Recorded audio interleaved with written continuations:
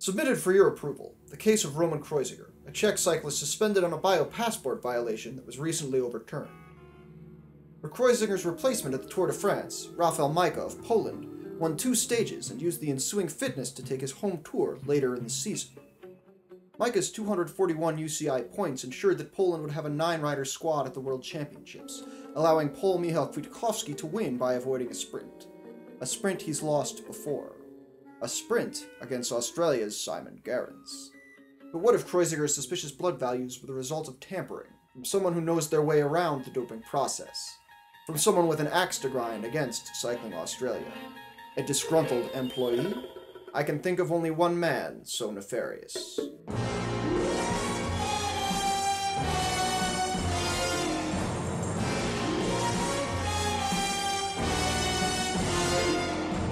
I don't really think Matt White did that. I mean, the guy still works for Orica Greenedge, who would stand to profit considerably if Gerrans took the world title. Plus, Kreuziger was riding for Astana at the time of his odd blood values, a team which just had its millionth positive in the past. Second?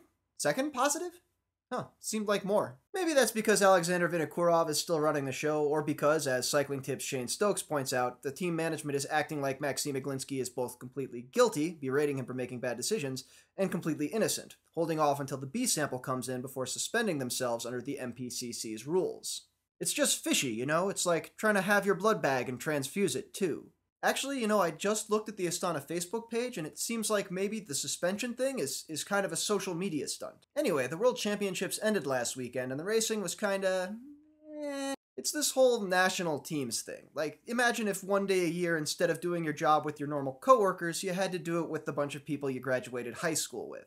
Nothing against the UK women's team, but I think a race with Lizzie Armitstead and Boels Dolmans behind her would have been much more interesting to watch. I mean, she would have had Evelyn Stevens to help her out, which... Oh wait, no, that's not until next season. And I mean, that adds another whole wrinkle entirely, because a substantial number of the riders at Worlds this year will have a completely different set of coworkers in real life next year. And riders will benefit a lot more from getting one of their next year's coworkers into the Rainbow Stripes than they will doing it for one of their national teammates. So now you've got rider allegiances split into 3 different directions, unless of course you include riders who are still looking for a contract for next season, which is just like...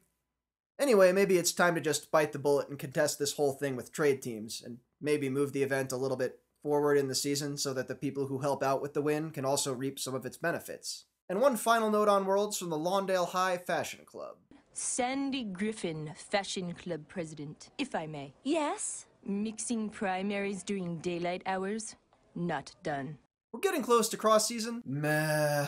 But there are still a few more road events out there. On the women's side, the Giro dell'Emilia brings 95k of waiting for an uphill finish. And then there's the Chrono des Nations, which is kind of silly because we just had a Chrono des Nations like a week ago. Men's racing is already back underway, with Katusha's Gianpaolo Caruso taking Milan-Turin, a race that claims to have been first run in 1876. Not that I don't trust the Italian press, but does anyone have a primary source on that? I mean, it's over a decade before the invention of pneumatic tires. The year's final monument, recently redubbed Il Lombardia, that's Italian for the Lombardia, as the late Chris Farley might have joked, takes place this weekend. Both Tinkoff Saxo's Alberto Contador and Movistar's Alejandro Valverde will be competing, and with just 14 points between them on the UCI World Tour Standings, the event could easily determine the overall winner. Of course, I'd personally like to see this year's World Tour title come down to the Tour of Beijing. It'd give that ill-omened event one fleeting gasp of significance before it evaporates into a thick smog that reeks of industrial pollutants and ousted UCI president Pat McQuaid. Finally, I can't mention Contador and Vinokurov in a podcast without also bringing up Manolo Saiz,